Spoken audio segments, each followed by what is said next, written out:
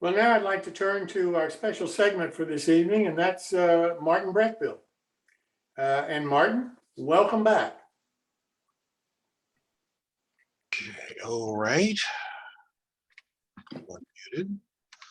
Let's share the screen. And there we go. So another this old kit. We'll start at the beginning, because that's usually a good place to start when you're building a kit. At least I found it to be true. And we're going to start with this old box from Stewart Lundahl from 455 North Carpenter Avenue in North Hollywood.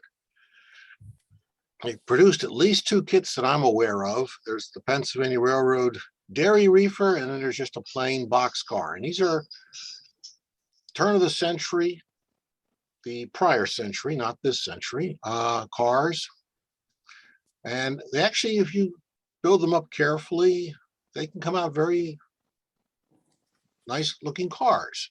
It's a very tired looking box, but I think it was all there, and that's one of the reasons I kept it. So you get nice diagrams, nice exploded diagrams. I mean, we're talking 1950s here, so this is a pretty good quality instructions and information. I mean, you have all the parts, you can see where everything's supposed to go, how it's supposed to go there. And these drawings are not too far off from scale. It's actually a pretty good sized piece of printed instruction. And you can see here are the 2 ends. Both ends actually have brake gear on it, brake rigging. So we're back in time in the 1880s, 1890s. Basic K-brake underneath of this, truss rods, but it shows you where everything goes, pretty close to where it goes. And on this alone, you should be doing okay. So you can look at the date here. This is J.J. Munson, 4448. So this predates me by a decade, almost. And so this is a pretty, we've got what, a 70-year-old kit here. Here's one of the things that's really nice about this kit. We've got step-by-step detailed instructions, how to do it from beginning to end, all the way through. So there's actually, there's a Union Line boxcar, a PRR boxcar, and a Pennsylvania company, I can't even read that, reefer. Even gives painting instructions. So there's all the details on how to put this together, even what size drills to use. One would see that this is pretty straightforward. Just follow the instructions, which is pretty much what I did for once. Kind of a rarity all by itself right there. So what's in the box? Okay, well, I got a roof that's sort of boxcar roof shape, 2 end blocks, a milled floor, couple of envelopes, paper envelopes, not glassine envelopes, got paper envelopes this time, all kinds of goodies. These are the end scribe siding pieces. You can't see the scribing in it because it's pretty light. It's actually embossed. It's not actually scribed or milled. Pair of ladders that need a little bit of cleanup work. And some other bits and bobs of wood parts that all get used.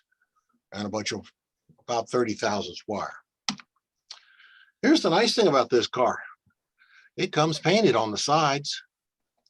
And it's actually pretty nice looking. This is about as attractive as it gets for 1885 or 1890. It's a nice bright car. You get 2, both sides are painted. I'm only going to show you the one. You can cut it out. If you want the door to open and close, you can actually cut this open. I'm not going to bother doing this because this is about 3/16 inch plywood. It's making that cut and getting it clean and tidying it up. I'm just going to decide not to bother fighting with it. You also note that this door opens to the left. Back in time, doors once upon a time actually opened to the left, not always to the right, like most box cars of modern day. This is the roof. I forgot what he calls this, comprestic. It's actually embossed wood. It's got 2 scribe marks in it. This actually, you fold this actually over. Let's go back a page. You actually fold it over the profile of the roof and glue it in place. But it's actually wood. It's not cardstock like that other kit I built from the caboose kit. So put it together. Well, standard construction. You build a box, 1 floor, 1 roof, end in an end. Some carpenter's glue, a little bit of some rubber bands. Let it set up. You're good to go. Keep rolling right along. There's filler blocks for your couplers, a support for the K-brake, 2 rather large pieces of wood for the queen posts, all glued together with some carpenter's glue. You're good to go. Okay, what's in the one envelope? I was dying to find out where the parts are. Comes with trucks and it comes with couplers and coupler boxes. I'm not going to use those because I'd rather just throw KDs on it and not be bothered with mismatching all my couplers. Some standards I have to keep to. It's like keep the same couplers, keep basically the same trucks if I can. Within my era, I'm not going to be using the screws. I have no idea what the springs go for, except probably in the couplers in some capacity.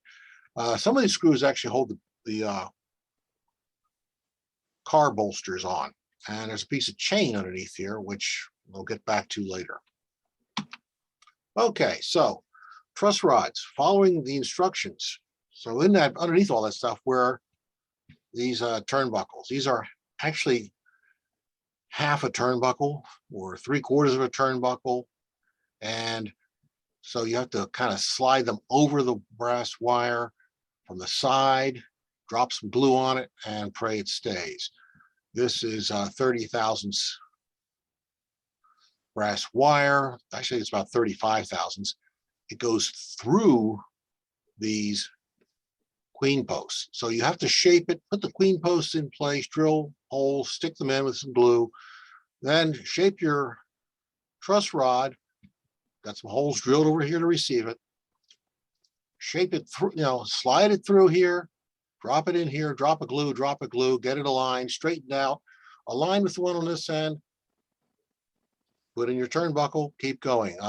Make sure probably that the open face of the turnbuckle, at least on 2 from each side, is facing inwards.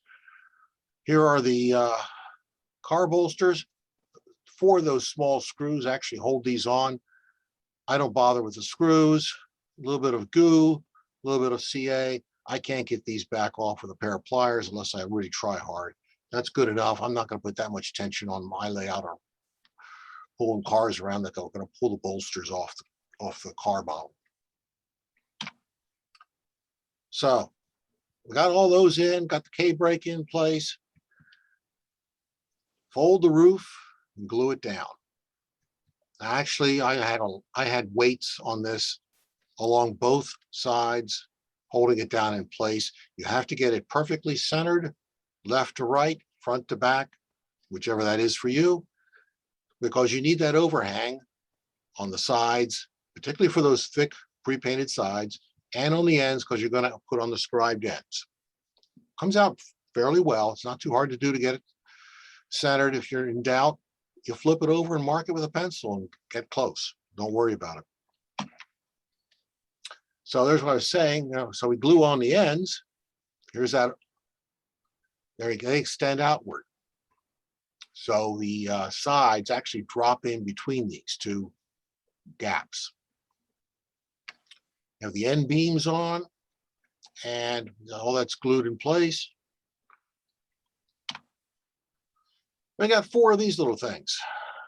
And I was like, okay, these are the end bolts. And they take a pretty good size hole. I've forgotten what size. I just drill those with a hand drill, a small battery powered hand drill. Not worry about it too much. The drawing shows you exactly where they go though. So you can measure it right off that scale drawing I showed you, mark it, and hand drill it without any problem. they drop right in place. Same story with the ladders. You spend a good bit of time with a file with these ladders. They're cast in Zamek, so they're fairly hard, but they're also brittle. So you really don't want to put a lot of pressure on them, but you want to spend time with a file, get them all cleaned out, all the flash, and then you have to mark and drill holes and drop them in. Try to get it right the first time, get it close at least, and a little bit of glue, a little CA, they're in. This, of course, is where I made my first mistake on this. I probably should have painted the ends before I put the ladder on, and I probably should have painted the ladder too. So, pre-painting things when you can, it's probably a good idea. I was moving kind of fast on this one. Oh gosh, another envelope full of goodies. The reefer hatches. I can't get over how incredibly bright and shiny these things are. When they came out of the bag, they looked like they had been cast yesterday.